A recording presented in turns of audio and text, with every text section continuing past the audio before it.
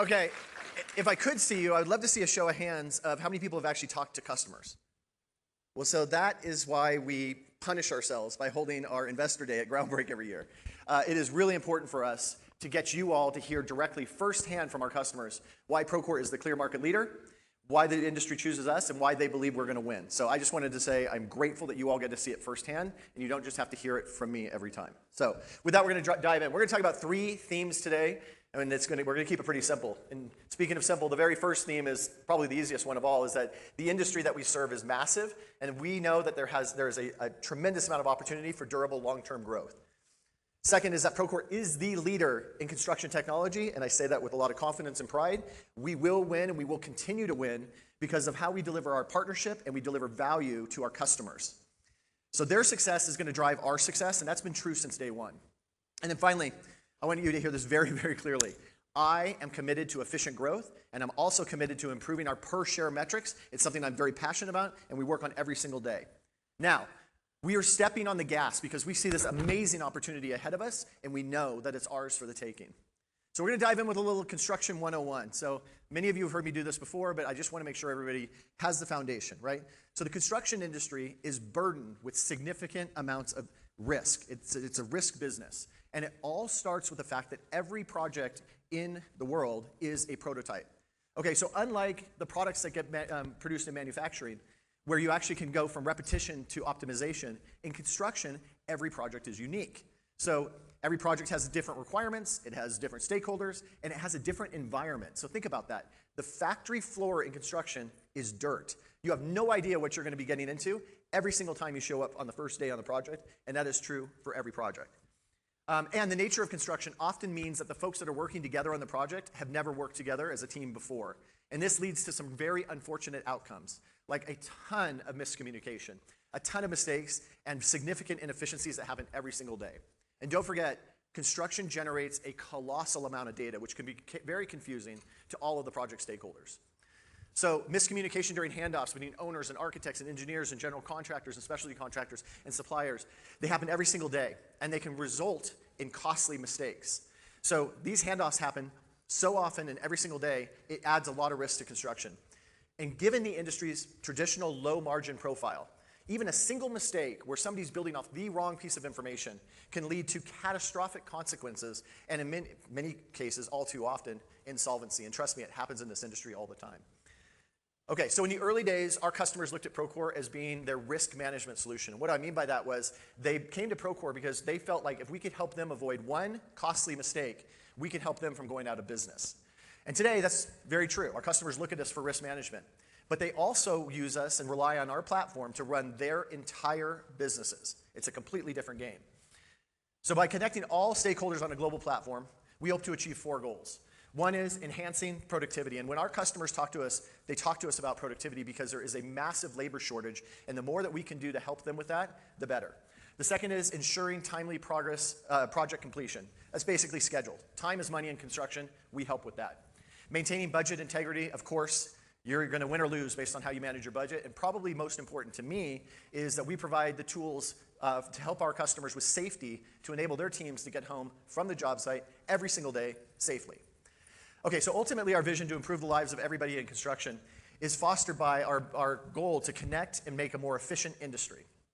So I want to say that we've been on this journey for 22 years. You can see it in the gray hair that I carry with me all along. And I really do understand this industry, and hopefully you all are getting a better understanding of it as well. And it's the industry that I am deeply passionate about. So our mission and vision have served as a guiding light through some tough times, I'll tell you, over the last 22 years. We've had our fair share. But over the past 22 years, we've faced challenges like the impact of COVID-19, which was devastating to all industries, but really, really hard on construction, or the global financial crisis. And I'm going to drill in on the global financial crisis just to illustrate a point. So before the global financial crisis, Procore was focused primarily on serving the custom home builder market in the US. And during that time, America was undergoing an unprecedented residential construction boom. I'm sure many of you remember this pre-crash. Our customers were growing rapidly, and they were turning to Procore because they needed our platform to grow. But we saw in just 1 year that these customers that were flying at the highest heights were now just struggling to survive. And from our vantage point, it was really sad because the vast majority of those folks didn't make it. So the reality was that these folks were too concentrated into one particular sector, residential. And we all know that the residential sector cratered during the global financial crisis. So this experience taught myself and the rest of us at Procore a very valuable lesson. That the best way for us to thrive was to de-risk the inevitable sector fluctuations that we see by diversifying our customer base, as well as finding a customer base that has diversified portfolios. Okay, so we responded by pivoting from residential construction to primarily non-residential construction. And we further de-risked the business by going into the owner's market and the subcontractor market, and we also extended our business globally. So look, one of our values at Procore is optimism. We're optimistic. But throughout our journey, there were many things that happened to Procore that were far out of our control. But through each of these challenges, Procore emerged successfully. And I tell you, we've been through a lot, and we've grown from those challenges. We've also taken on significant internal change as we were driving the growth and the development of our business. So most notably, we evolved from being a single product to being a multi-product platform, from serving a single stakeholder to serving many stakeholders. And through all of these changes, whether they came from an external source or from an internal source, we adapted and we evolved, and we consistently came out the other side more successful. So as you can see, this timeline ends with us hitting $1 billion in annual revenue, which is a great place to be, but let me assure you, this is just the beginning. We're going to continue to scale this business for years to come. But let me assure you that this is not just about scaling the business. This is about making a highly profitable business that has enduring and sustained growth. So I want to be super clear. I want you to know this about me. Every ounce of my being is dedicated to build a world-class software solution with durable growth, with best-in-class margins. I'm committed to this. My leadership team is committed to this, and I'm going to tell you how we're going to get there. So let's do this.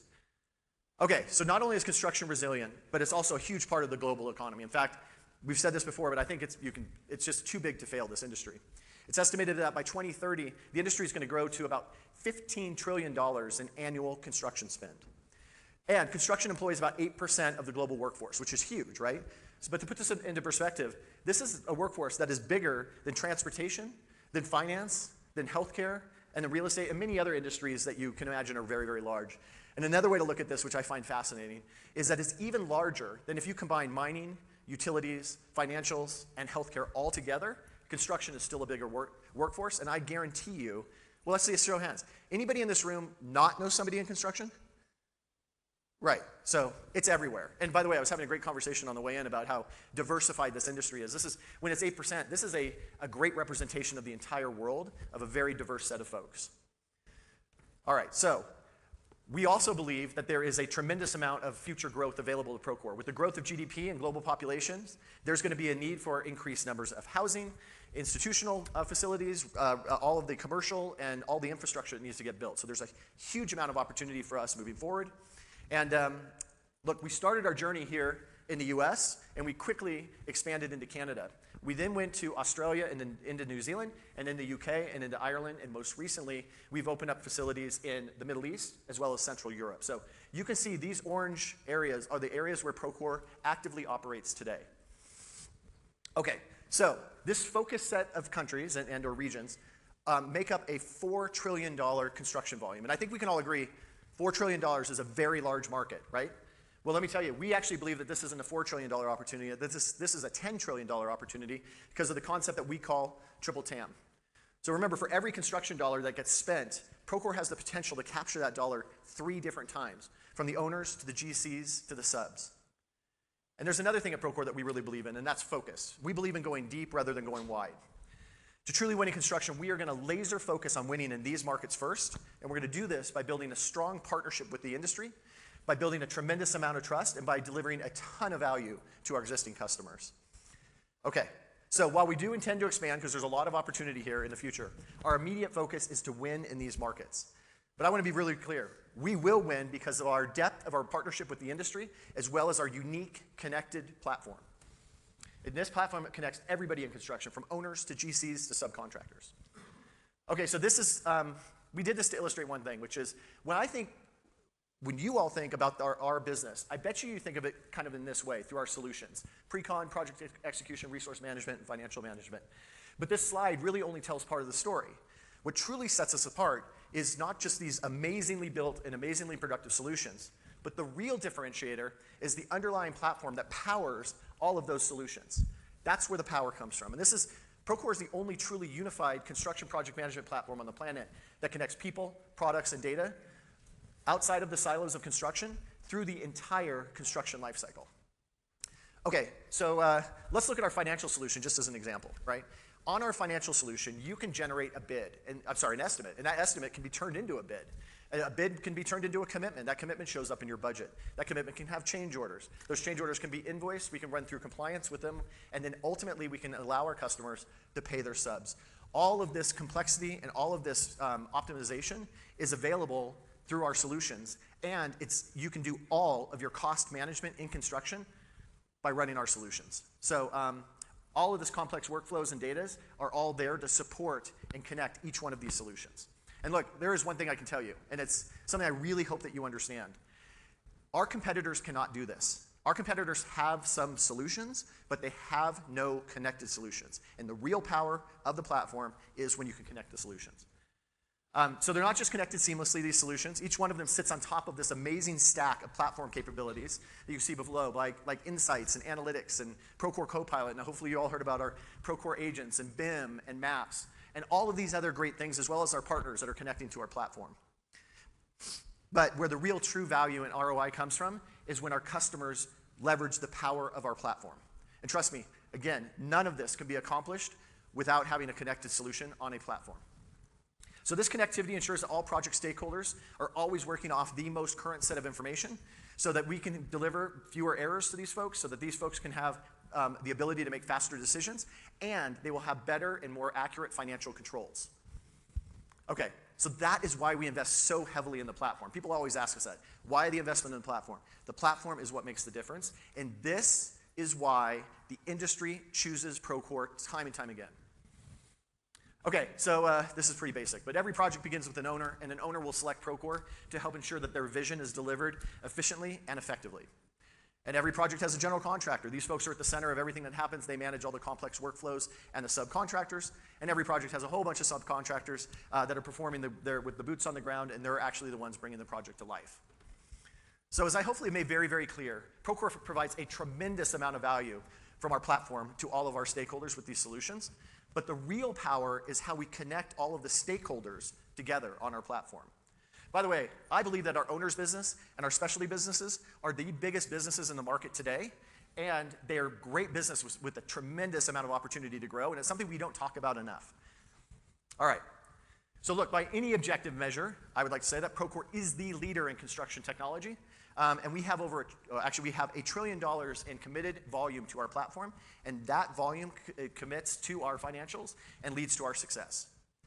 So look, customers of all sizes are choosing Procore. We have over 2,000 customers that spend over $100,000 a year, and we have 81 customers that spend 7 figures a year with us. And here's a fun fact. We have closed more 7-figure deals this year than we did in all of last year, which is a testament to the strength of the upmarket.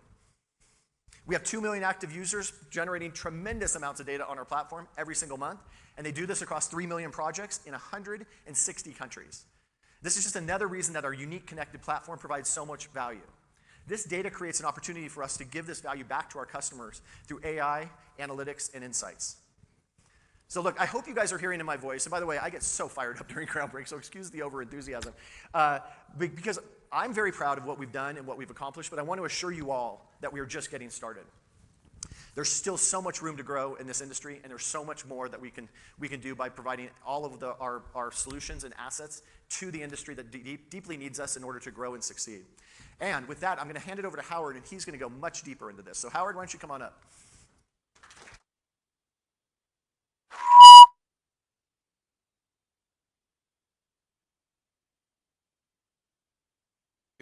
It's really great to see everyone here. Loved seeing all the hands up in the air. Thanks to everyone for joining us at the reception last night. And when I was hearing all the stories and all the pass downs from what you heard from our customers, I got to tell you, I just smiled a little bit every time I heard something like that, because that's exactly what we want to hear. All right, so let's jump in here.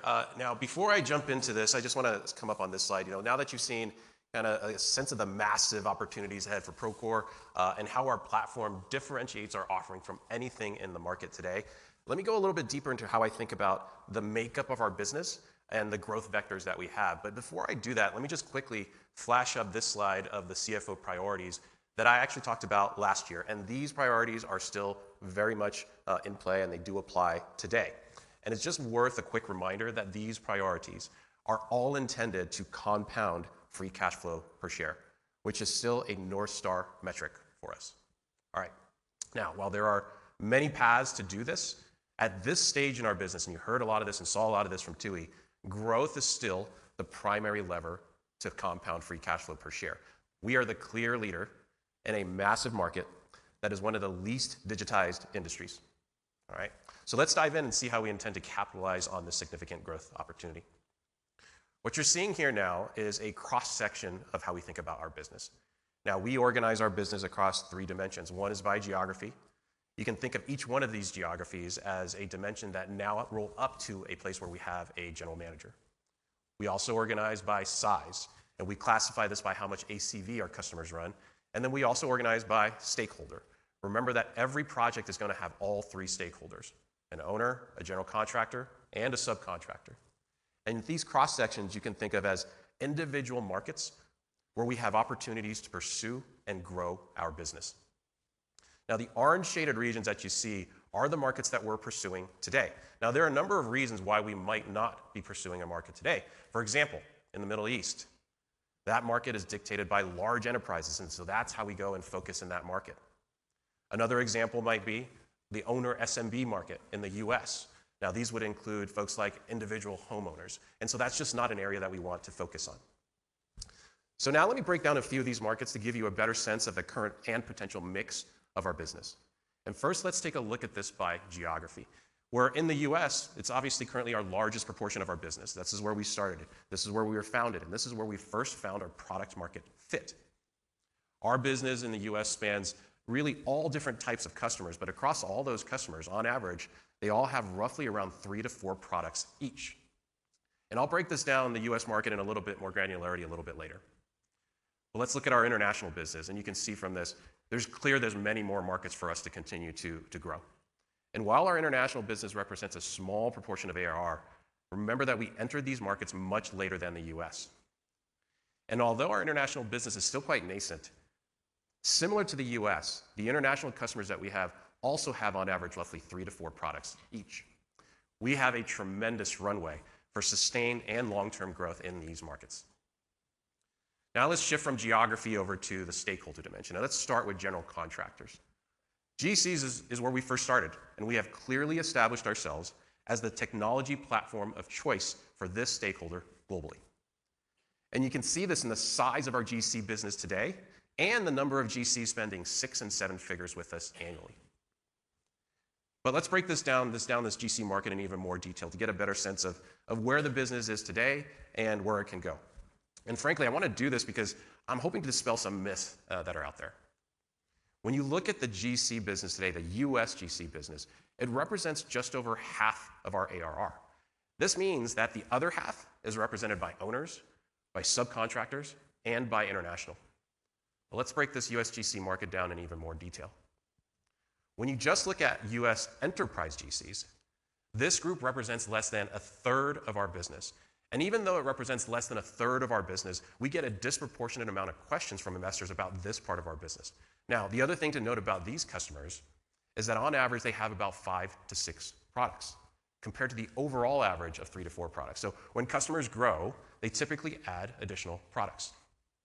But let's break this down in even a little bit more detail. If I look at the US enterprise GCs and I just isolate on the ENR 400, this group only represents 18% of our business. So let me just recap. Globally, GCs represent about 60% of our business. US GCs represent about half of our business. US enterprise GCs represent less than a third of our business. And within enterprise GCs, the ENR 400 represents about 18% of our business. So why am I doing this? Why am I breaking this down this way? Well, first of all, the ENR 400, it's an important market for us. But it's only a portion of the US enterprise general contractors, and the rest of the US enterprise GC market looks a lot like the ENR 400. There are many GCs in this market doing greater than $100 million in ACV, and they are not unlike the other ENR 400 folks on this list. They are equally as important to us as the names that are on this list. But most importantly, and one of the things that we want to call out and put the ENR 400 in context is there seems to be a perception that the ENR 400 today represents not only a majority of our business, but also a majority of our opportunity. And I just want to tell you that is just not the case. All right, let's now move on to our SC business, which also represents a significant growth opportunity for us. Now, a few things to call out about these markets. First, note that SCs represent roughly about the same proportion of our business as the ENR 400. Second, SCs are the fastest growing stakeholder, although they represent the smallest proportion of our business. And finally, we've proven that SCs do have the appetite to spend significant amounts on technology. Now look, there aren't as many enterprise SCs as there are GCs, but we still have SC customers that spend 6 and 7 figures with us annually. Traditionally, this stakeholder has been the least served by technology. This market represents a significant growth opportunity for us globally. And finally, there's the owner stakeholder, which is probably the least understood stakeholder. Owners are the most diverse, spanning the widest range of industries, but I'll go into the little detail about that in a little bit. Today, owners represent about a quarter of our business, and we have the opportunity for, and they have the opportunity for significant spend on technology as well. And you can see this in the number of owners that spend more than $1 million with us. Now, we've said this previously, but 2 of our top 5 customers are actually owners. Now that you've gotten a sense of the different dimensions of our business and the relative size of those markets, and let's talk a little bit about the growth vectors that apply to each one of these markets, to each one of these cross-sections. And those vectors represent a pretty simple and familiar algorithm. We acquire new customers. Those customers expand their volumes with us. Those customers then buy additional products, and periodically we will expand into new geographies, and this cycle repeats. Again, it's not unique, but there are specific nuances in this progression that applies to each of the cross-sections in our business. But before I go into some specifics, let me walk through a typical example of how a customer might progress through these growth vectors. Of course, we start with acquiring a new customer. And a typical new customer will start with project management, and they'll start with a small amount of volume. Now, keep in mind that project management is our highest ASP product. Then as these customers run more of their projects on Procore, they typically will expand volume with us. So a customer typically starts with small construction volume on our highest ASP product. This is why you see and have seen most of our expansion coming from increases in volume expansion. From there, Procore becomes more embedded in a customer's business, and when they do that, they add additional products. These additional products, keep in mind, will have lower ASP than project management. This is another reason why you see most of our expansion coming from volume expansion. Now, remember that this progression takes time. In fact, it typically takes multiple contract cycles for a customer to go through this progression. And you know what? That is okay. We are here to be partners to our customers and to continue to add value to their business as they continue to evolve and grow. So with that, let me just now go into each one of these growth vectors. And let's start with a new logo opportunity. I'll point you to the left side of this page. Globally, we believe there are about 360,000 logos across owners, general contractors, and subcontractors. And when you look at the proportion of those logos that we have today, which is roughly around 17,000 customers, there's still a tremendous amount of opportunity for us to grow by adding new customers. But let's go now to the right-hand side of this page, and let's look at this from the context of stakeholders. Let's start with GCs. When you just look at the largest GCs, we've already talked about this. Those are represented by the ENR 400. But when you look across the rest of the GC landscape, for example, in mid-market plus, our logo capture there is less than a third of the logos that are out there. And then when you go into SCs, the equivalent of the ENR 400 is the ENR 600, which represents the largest SCs. And you can see that there's huge opportunity to capture additional logos in that market as well. But let's talk about the opportunity in owners, which again, we believe has huge runway for sustained and long-term growth. Remember I said earlier that owners is the least understood stakeholder. So did you know that any corporation in the Fortune 1000 is an owner? Did you know that owners include educational institutions like schools and universities? Did you know that owners include healthcare operators, hospitals and medical facilities? Owners include industries like energy, utilities, financial services. In fact, in all, owners represent most major industries.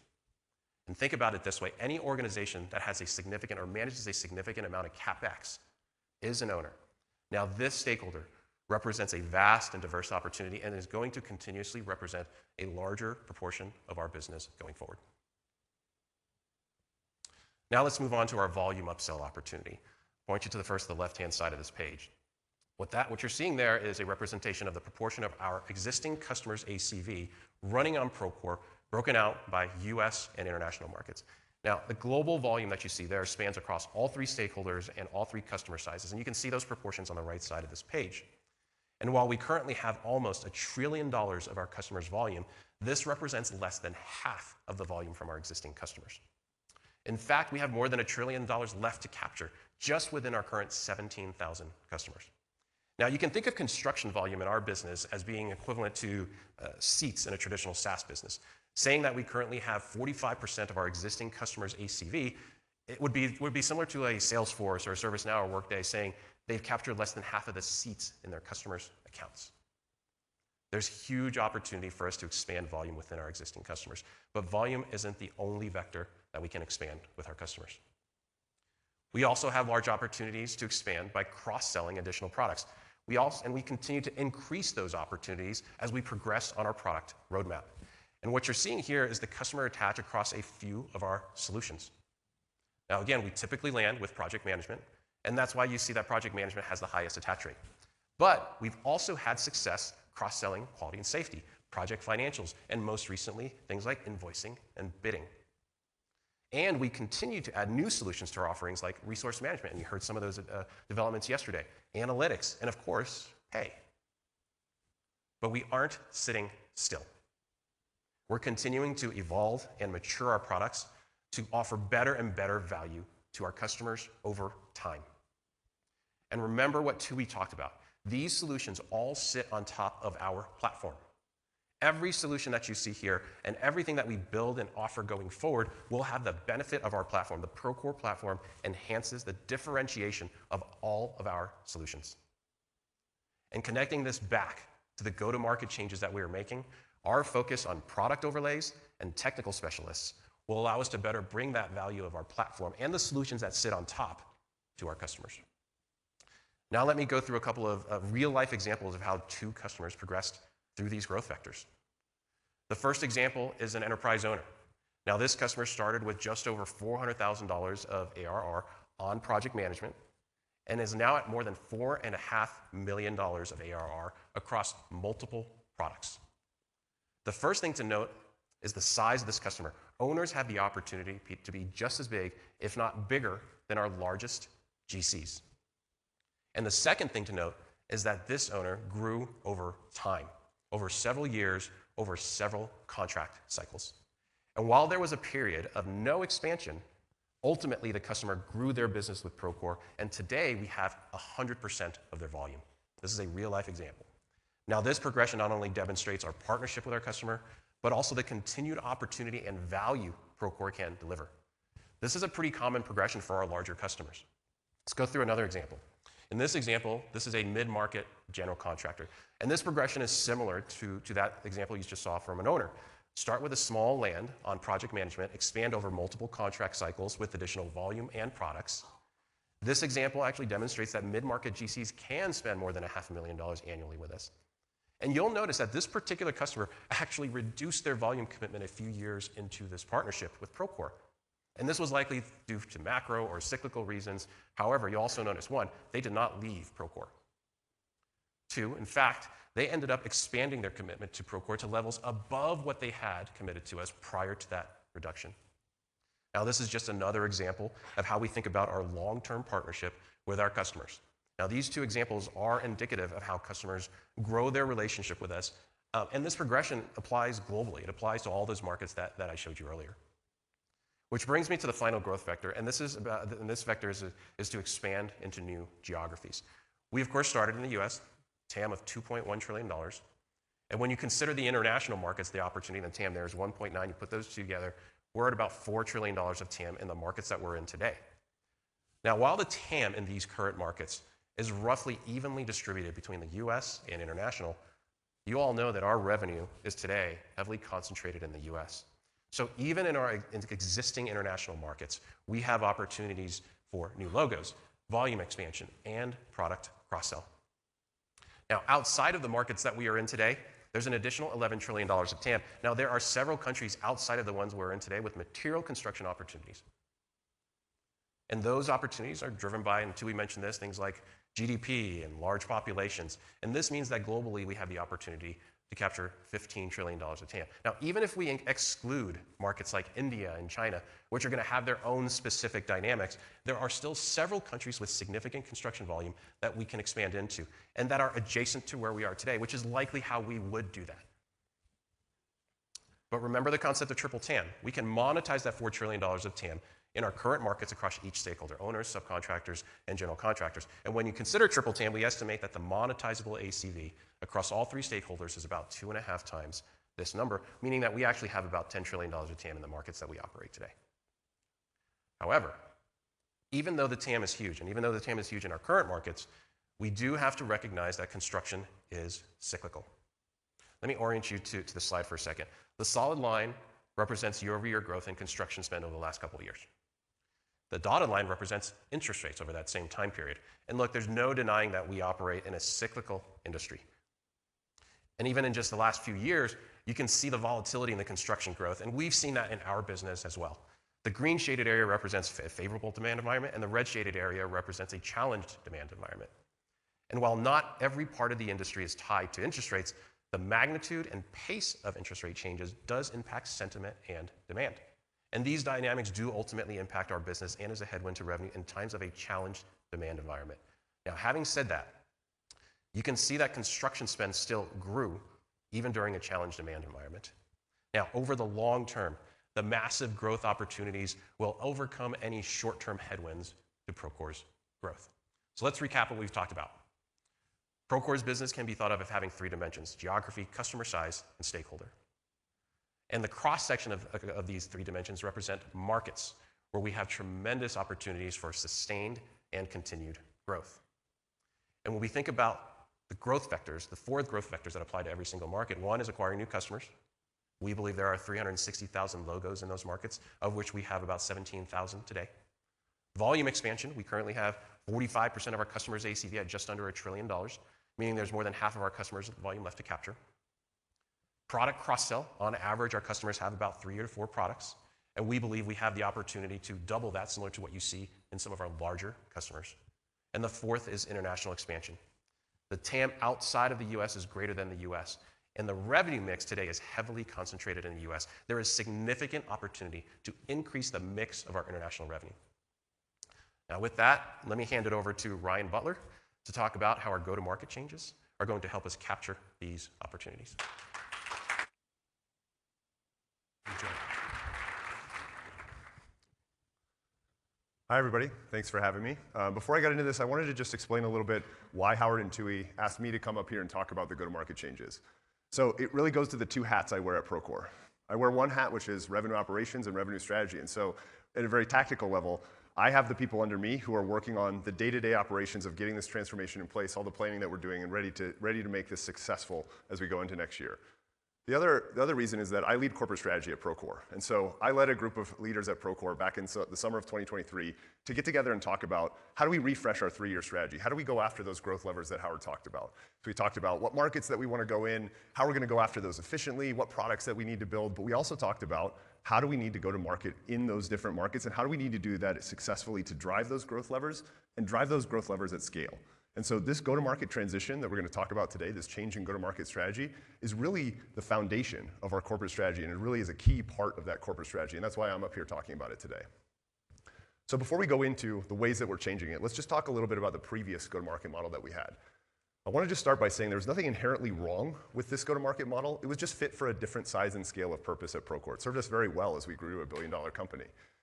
It was a global model, meaning we had global heads of the different parts of our go-to-market motion. We had a global head of sales, we had a global head of success, we had a global head of marketing, but we were a very US-based business, as Howard just went through. And so it wasn't really fit for purpose as we thought about scaling to those growth levers, all of those different vectors that we need to go through in terms of stakeholder, the differences in those stakeholders, the markets under those stakeholders, the different geographies that we need to go into. So that's really why we're thinking about changing this and moving to this new model. The new model, really at its core, is 2 things that I'm going to go a little bit deeper on. But those 2 things at the top level are we're putting in place GMs for each one of our regions who will have a very regionalized and tailored go-to-market motion. The other key change that we're making is that we're putting in more technical resources across our customer journey to make sure that we can support our customers, who, as Howard said, are early in their digitization journey, and we can support them through the entire life cycle. So let's talk about each one of those changes in a little bit more detail. So the first change, as I mentioned, is that more regionalized approach to our go-to-market. Let's talk about why this is important and why we need to do this. So there are two main reasons to think about in terms of why a regionalized approach is important in construction. The first one is that construction is a very localized market.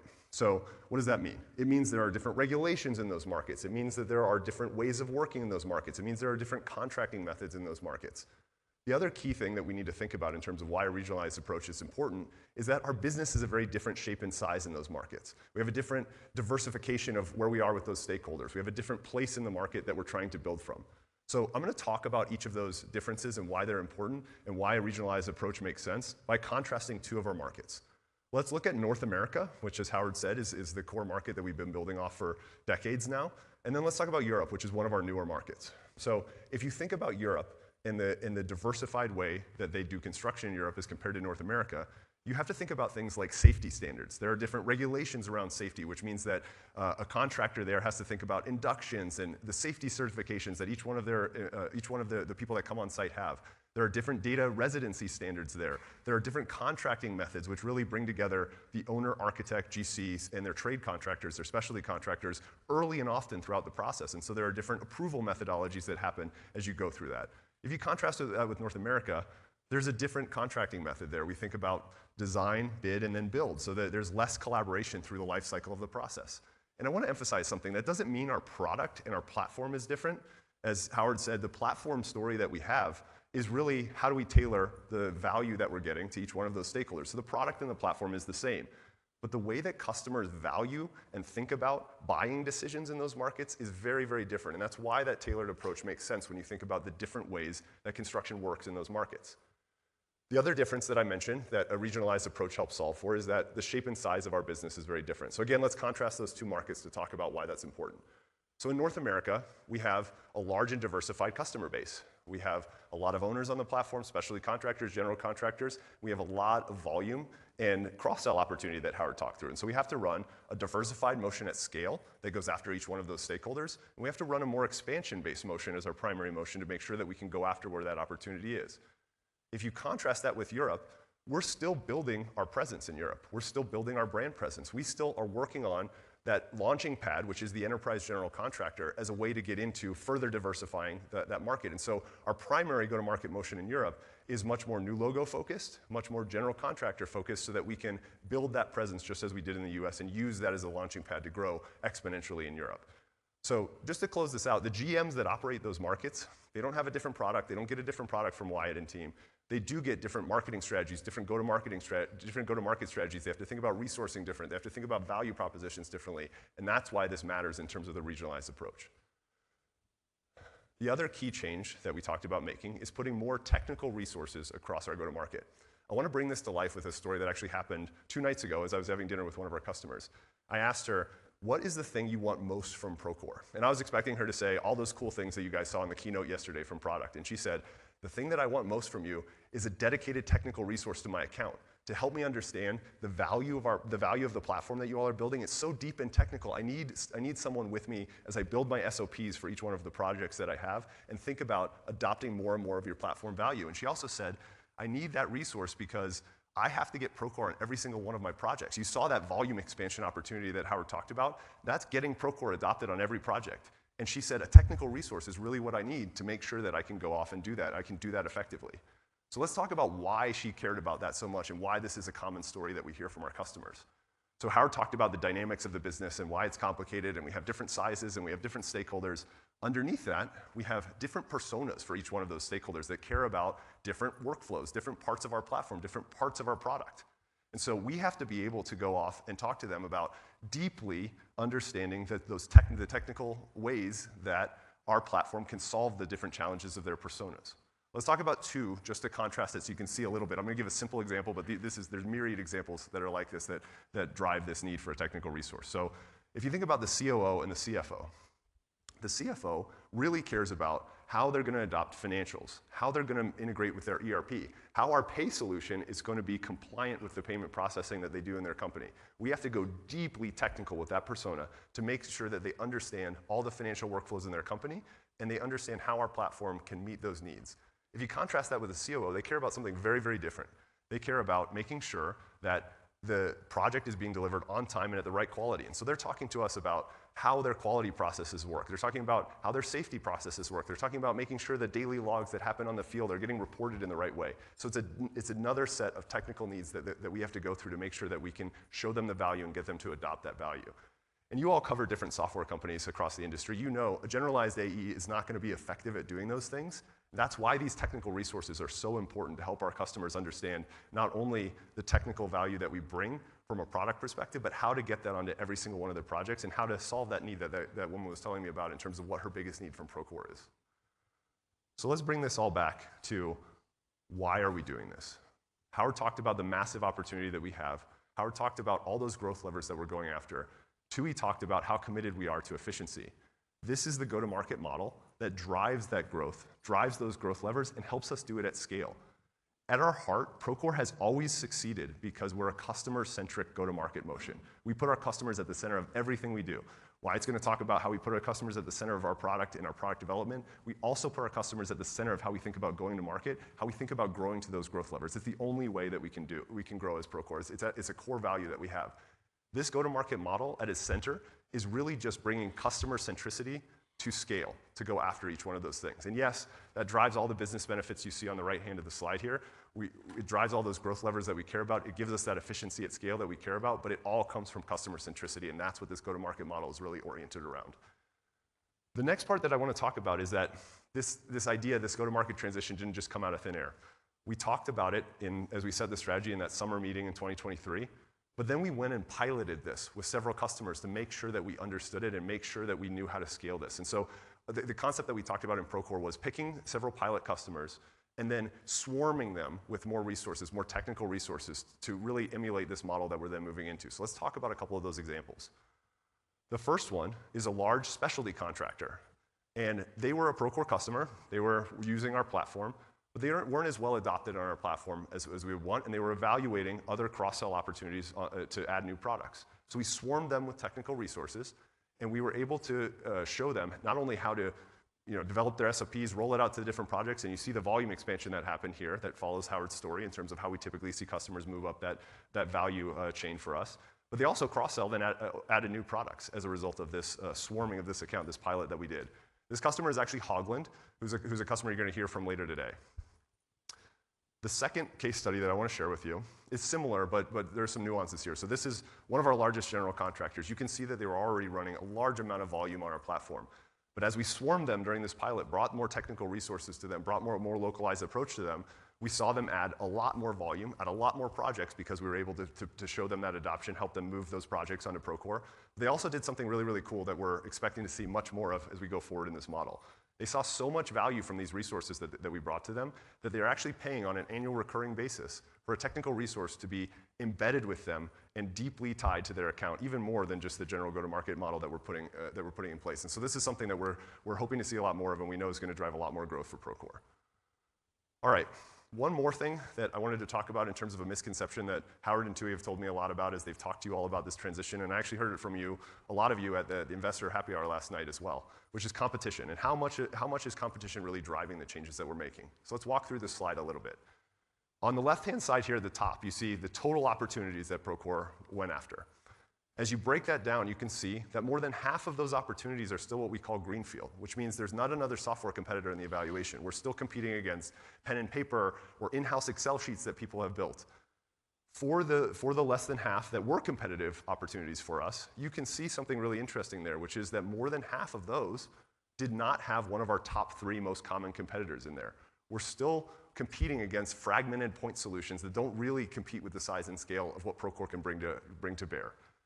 Within that percentage, which is less than half of our competitive opportunities where we do see our most common competitors, you can see there on the right-hand side, we have really strong win rates against them, and those win rates have been persistent over the last couple of years. And when people buy Procore, our retention rates are strong, and they stay with us.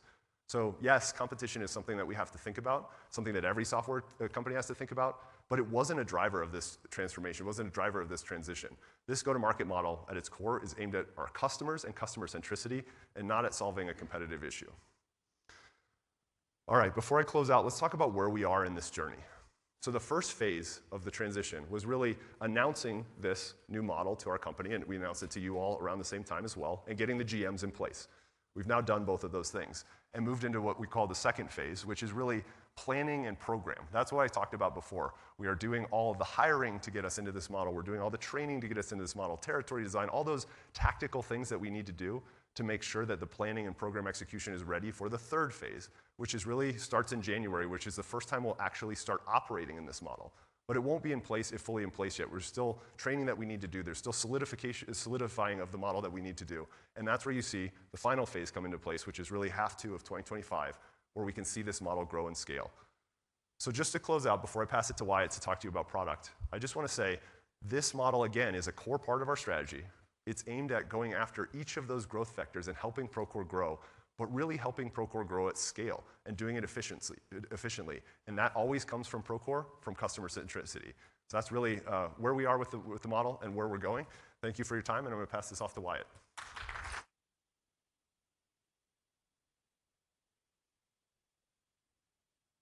Hey everybody, Wyatt here. Apologies, my voice is a little hoarse from yesterday and the keynote announcement. I'm the Chief Product Officer here at Procore, and I want to explain just two things today. One, I want to explain our platform strategy, and including our hard-to-copy differentiators that drive business results. And number two, I want to bring it to life and show you working software in the form of demos. I'm going to do those demos in the context of a story. In this case, we're going to use a data center build, because there's a lot of data centers getting built on Procore right now. So, we chose this pretty hard path. It took many, many years of investment to build a best-in-class, interoperable, enterprise-grade platform from the ground up. So what does this mean? I'll give you a quick example. So part of resource management, we have a module called equipment management. It's a brand new module coming out. And equipment management, when it's built, it comes out of the box with messaging, artificial intelligence, analytics. It has a workflow engine. It's got enterprise-grade permissions. The way we talk about software development in this model is we're faster than a startup, because if a startup building an equipment module had to build all of those features, it would take them many, many years. But when we build something, it comes out of the box. So dividing up our R&D muscle between individual product capabilities for customers and then this deeper investment into platform technologies is a big bet, but it was one that we knew would pay off. Let me show you how. So when you look at these solutions across the top, we always tell our customers we care about pre-construction to closeout, right? That's the world we're going to be experts in. And we have ways of connecting workflows across all these that are simply very, very hard to copy for anyone else in the industry. I'll give you a couple examples. When I talk to a general contractor, and I talk to them about BIM, and about financials, and about bidding, and about estimating, 100% of them have multiple different technologies for those things. But in Procore, I could have a customer upload a model to Procore, and then take the assets out of the model and generate an estimate. And then from that estimate, they could click a button and build a bid package. And then with that bid package, they could click another button and go out inside of the Procore construction network and find qualified subcontractors to bid that work out. Those subs are going to give new values, and then you push those values back into your estimate and you repopulate it. And then once you have an estimate that you're happy with, you can push that back to the budget where the CFO is looking at it. And you can do that in one stream.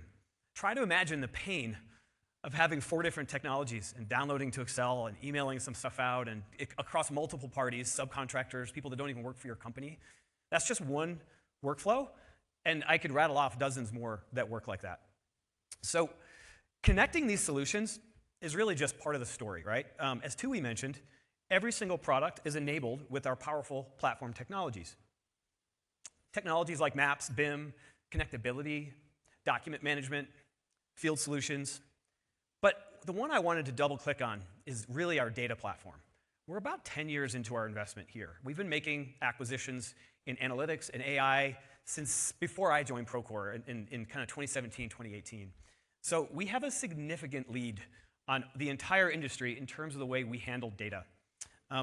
There's a reason for this. One critical aspect about our vision for the future of construction is that we believe putting data in the hands of builders is going to be a significant change to this industry. All the lessons that everybody learns from building these buildings over and over again right now are trapped in the heads of these folks who have maybe built 20 data centers, for example. And we believe that getting that data out of their heads and into software where you can see lessons learned, where you can have Copilot and agents bring those lessons to life for somebody out in the field who's trying to solve a problem, we think this is going to be the biggest efficiency gain in the industry, and our customers think that too. So this is why we have invested so heavily in our data platform. The other thing to mention that you're just not going to see in the industry, all of the data from every single one of those product modules flows into this single data platform. And what that means is we're future-proofing Procore. Whatever happens with AI, because there's a lot none of us can predict, with agents, with large language models, we're ready for it. We've been ready for it for years. And then if I back up and I think about construction specifically, think about a job site. There's a lot of noise, there's weather issues, you're outside. The way that people interact with software in 3 to 5 years is going to be fundamentally different. It's going to be via voice. It's going to be passive data collection with drones and the dogs walking around. It's not going to be folks tapping on screens. It's going to be these other ways that they interact with software. And each one of those ways, voice and computer vision, they're all going to be powered by AI and data, right? That's how we're going to get this working and working really well for the construction industry. So in addition to our data platform, we've also built Procore to be incredibly flexible. It's like a set of Lego blocks. And this dovetails really, really well with what Ryan just told you about the way we serve these different audiences, owners, general contractors, and subcontractors. But it's not just about different audiences. Most of our customers are somewhere along this construction technology maturity curve. And one of our product principles inside of product and technology, we say that we want to meet customers where they're at. So I'll give you a couple examples. We have a lot of customers who are very, very manual. A lot of pen and paper, a lot of Excel sheets are getting used to construct these buildings. Procore works great for them. Maybe they're starting out with just an ERP and a project management solution, and that's all they really understand. And we're going to walk them up that value chain over time in the account. But then you also heard from a customer like Lois at Mortenson. Mortenson at this point has bought most of Procore, and they're incredibly happy with it. And they're way up here on the right, a very transformed leader in the industry who gets leverage out of data. The other thing I'll point out is in the middle here, this technology proficiency, that's actually where we see some of the most, what I would call SaaS proliferation. We go into these organizations, and they might have 60 solutions around the company, and those 60 solutions don't talk to each other at all, and they're trying to string the data together. So they sort of make this journey from barely any tech to way too much tech, and then back up to the top where they solidify back down. Why? Because they care about the data. And the data that they can use to run their business is more important than having 60 point solutions that they have to manage. So look, that's a bit about how our platform is incredibly flexible and how we try to meet customers where they're at along this maturity life cycle. So over the last year, our platform has significantly improved in the way that we connect those stakeholders that Howard talked about. So last year when I stood up here, we were just talking about launching the beta of connectability. Now I'm really happy that connectability is GA, and it's rolling out across all of the platform components that you see. And the results have been just astounding. They have surpassed our expectations in terms of usage. And as a reminder, 17,000 paying customers, but in the directories, there's a directory product inside of Procore where they have all the folks that they work with. In the directories of Procore, there are 716,000 construction companies. Now, some of those are architects and engineers, but there are a lot of qualified customers in there as well. So connectability is on track to exceed our internal goals around usage. So what does that mean? What that means is more owners, more subcontractors, more architects, more engineers are logging into Procore at a much higher rate than they were before. So you can just imagine the MAUs around this are up and to the right. So this dovetails right with what Ryan was just talking about. We are building a product that is hyper collaborative, and we're building a go-to-market motion that's designed to increase that cross-sell and increase that product adoption for different types of customers. The last thing I'll say about connectability, I just want to point out this quote. This is a customer who's been using it for a while. With connectability, I was able to sync 1,800 drawings. Remember, these drawings are massive. In 20 minutes. Before, they would have downloaded drawings to their desktop, and then they would have emailed or found a bunch of different ways to send those drawings to thousands of people on a job site. But now, with Procore connectability, drawings and then soon RFIs and submittals and daily logs are all interconnected for every single construction company that's working on that project, regardless of whether they're a customer or not. And so we're creating a bit of a competitive moat here, right? Because can you imagine working this way and then having to go back to disconnected technologies where you have to download the data each time? It's going to be very frustrating for customers that don't have this experience. So we talked a bit about connectability and how we're bringing owners and GCs and subcontractors into the platform. I want to make sure and hit on how we are monetizing those stakeholders who are now, their engagement is increasing.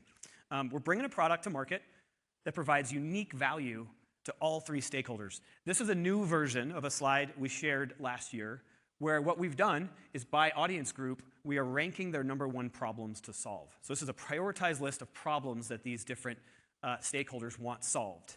And we've made a lot of progress. So we just announced resource management yesterday.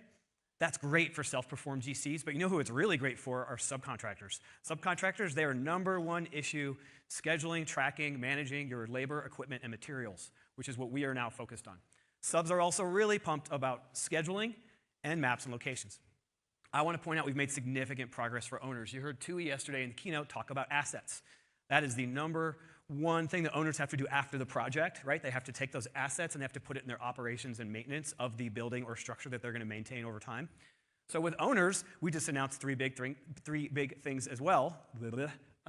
Portfolio planning, that allows them to see the entire portfolio of projects at one time. Assets, and now they get a view into the schedule of what's happening inside the job site, not just the one that they're sitting on in P6 or Microsoft Project. One other thing I want to point out.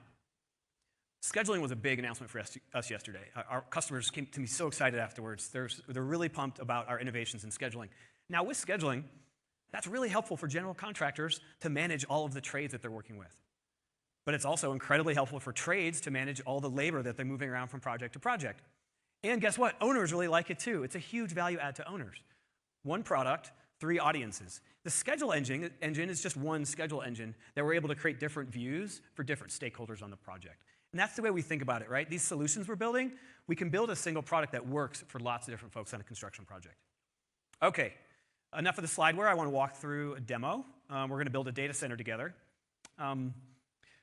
So data centers are exploding right now. We all know this. And we've got a ton of them on Procore. So if you're Sarah and you're an owner and you want to build a new data center, you're going to look at some prior data centers you've built. But also, you know what Procore provides? Industry benchmarks into data centers. Why? Because we have a lot of data center data. I did not do that. Okay. So the first thing you're going to do if you're Sarah is you're going to look for a location, you're going to look into cost, do what we call conceptual estimating. These are all things that can happen in Procore. And in this case, Sarah is going to choose both a general contractor and an optimal site. Now here's that example I was talking about. And this is so powerful. Sarah selects a general contractor. In this case, it's Will at Vertigo Construction. Will's going to upload a model to Procore. And with Procore, you can both see the model and you can see the cost, the estimate. And so what we're doing that's unique is we're combining design and cost.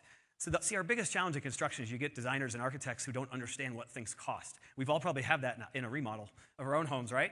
Where you get a lot of fancy designs, but then when it gets down to how much it's going to cost, it's sticker shock. What's happening here is as you make changes to the model inside of Procore, you're seeing the changes to the cost because we're combining the two, and it's incredibly powerful.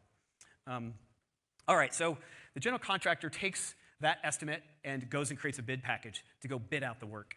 We've talked before about our Procore construction network, this rich network of subcontractors around the globe.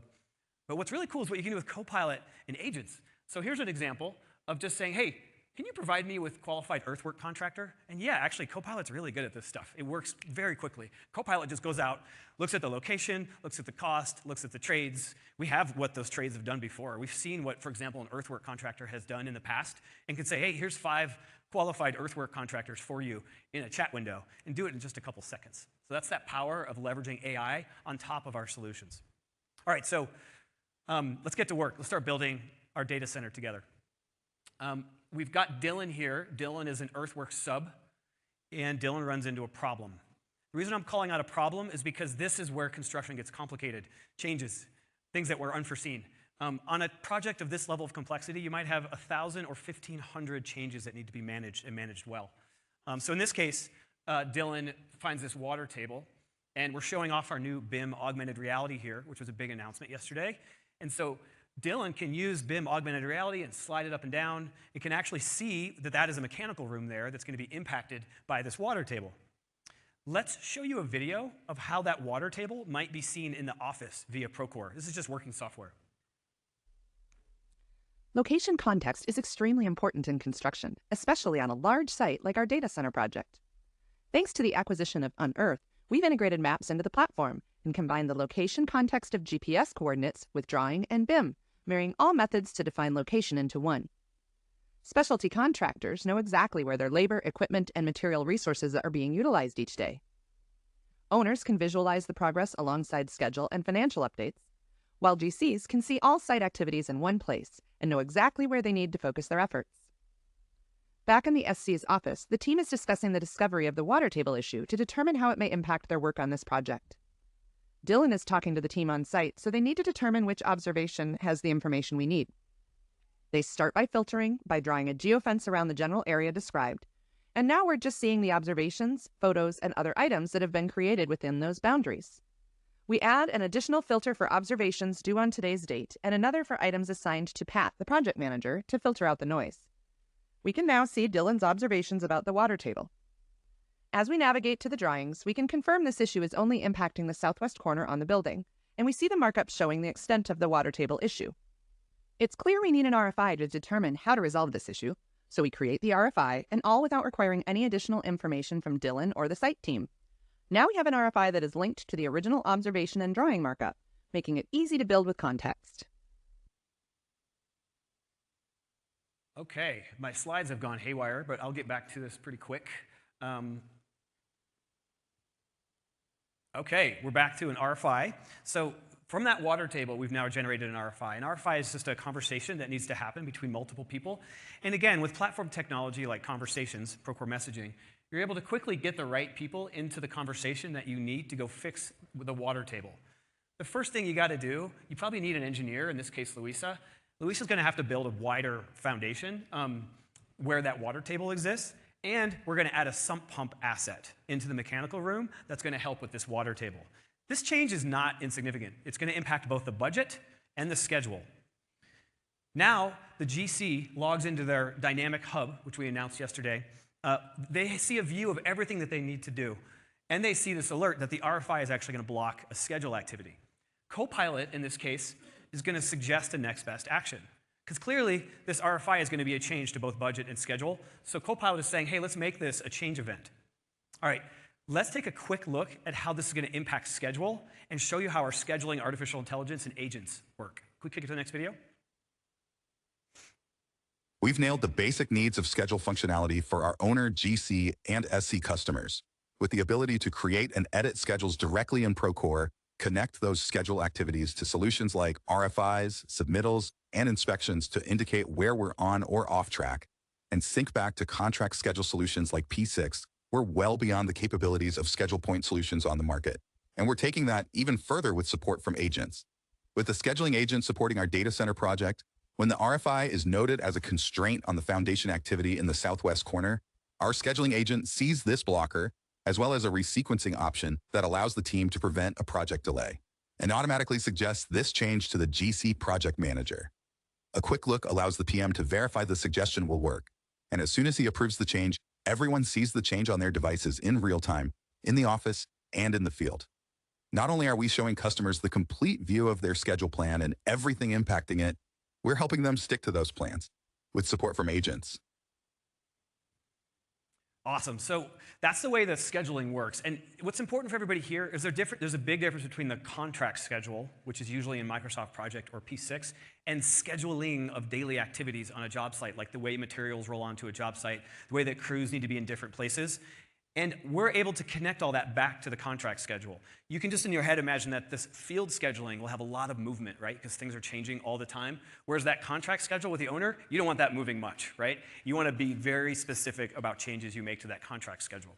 All right, when you have a change of this size and scope, every single person on the project has a pretty big role to play.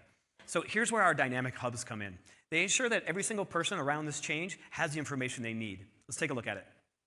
Let's see a demo of our dynamic hubs, which provide personalized views for all users. Our card-based system lets users configure their hub to display the most important information and activities for their role. Whether you're an owner tracking financial performance, a GC superintendent overseeing daily activities, or an SC foreman monitoring crew productivity, our dynamic hubs offer the flexibility to see exactly what you need, making it feel like Procore was built just for you. Let's check it out. When our subcontractor logs in, thanks to connectability, they see the closed RFI and related drawing revisions directly in their account. The instructions in the RFI response tell them how they're dealing with the water table issue, and the RFQ issued from the GC is also awaiting their response, so he starts working with his team to prepare the estimate. The RFQ is noting we need a new waterproofing barrier, and when we check our inventory and Procore materials, we can see we already have this in the warehouse, and the price is comparable to our suppliers, so we won't have any delays getting it to the site. The RFQ is submitted by the subcontractor, notating 3 days of schedule delay and attaching the estimate $12,920. Our GC project manager is back and sees the subcontractor has completed their RFQ. Everything looks acceptable, so he forwards the change order to the owner for approval. Just like the sub, our GC gets the information he needs. And when our owner logs in, she sees the change order waiting for their approval at the top of the list, and she handles it right away. What a relief that the most important information is always front and center, with no need to dive deeper to find what we need. And our owner can get a zoomed out view of the data center project to get a read on their entire project portfolio. And just like that, everyone sees the approvals come through, and it's time to take on resolving this water table issue and getting our project back on track. We're really excited about these hubs. There's a lot more coming with these. We believe they should be generative. So based on what people do, the hubs will actually change based on the actions that they take. Also, the card system in the hubs allows for third parties to plug in. So any one of our partners in the marketplace, if they have a great point solution that works really well, can plug into these dynamic hubs. So look, there's this big problem with the water table, but other people that have nothing to do with it are impacted as well. So our earthwork sub, that person's off trying to figure out this water table issue. Meanwhile, this concrete subcontractor, Hector, was supposed to do a concrete pour in that area, but this change has impacted Hector's work. So Hector logs into Procore on that exact same project and moves his teams to a different location to keep them on track. You don't want to lose days with these teams. So he logs in, he checks the telematics to make sure the equipment and the crew are back where they're supposed to be, keeping folks efficient and keeping them working. All right, we're getting toward the end of the project. Remember, we have that sump pump asset that we needed to add to the mechanical room for the water table. What you're seeing here, you're seeing a plumber who shares a completed action plan for a sump pump that's ready for service. The document is tagged with handover, and it's now automatically part of the package for the owner. Handover is this process where the owner gets all of the assets and a history of what happened to those assets along the way that's packaged up for them. Also, Procore Analytics can actually show the owner the handover activities and how they're progressing as planned. As the project is closing out, the owner is actually, this is towards the end, it's time to get everybody paid. Now, remember, on a data center project this size, there might be thousands of changes. The owner doesn't just have all that in their head. And so what's really cool about Procore is in this case, the owner's going to approve this invoice for the sump pump. And so the owner can actually click in and then go back and see the whole history. Oh, there's the RFI, there's the observation, there's the change event, and give that owner context so that they have a paper trail and confidence that they can approve the invoice really, really quickly. All right, let's get folks paid. Procore Pay is live today. It's going great. It's very early. I want to show you a video of Procore Pay and bring it to life. Now that the general contractor has been paid by the owner, it's time to pay the subs on the project. With Procore Pay, project teams and subcontractors are no longer relying on manual paperwork and lengthy email chains to exchange invoices, compliance documents, waivers, and payment, significantly reducing the time spent on administrative tasks and more time focusing on the real construction work. In Procore, the general contractor reviews an invoice, approves it, and sees that the subcontractors have digitally signed and submitted their conditional and unconditional waivers. The whole process for both parties, submitting an invoice to approving it, takes minutes. The general contractor goes over to the payments tool and checks out the status of their invoices and how far along they are in their payment requirements. They see owner funding is marked as received when they open up the Payments Requirements tab, and everything else looks good. The general contractor selects the invoices they want to pay, creates a disbursement,